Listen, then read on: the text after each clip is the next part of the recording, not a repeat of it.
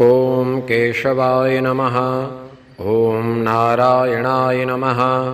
ॐ माधवाय नमः। ॐ गोविन्दाय नमः। ॐ विष्णवे नमः। ॐ मधुसूदनाय नमः। ॐ त्रिविक्रमाय नमः। ॐ वामनाय नमः। ॐ श्रीधराय नमः।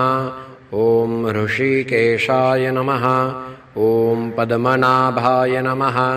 ॐ दामोदराय नमः। ॐ सङ्कर्षणाय नमः। ॐ वासुदेवाय नमः। ॐ प्रद्युम्नाय नमः। ॐ अनिरुद्धाय नमः। ॐ पुरुषोत्तमाय नमः। ॐ अधोक्षजाय नमः। ॐ नारसिंहाय नमः। ॐ अच्युताय नमः। ॐ जनार्दनाय नमः।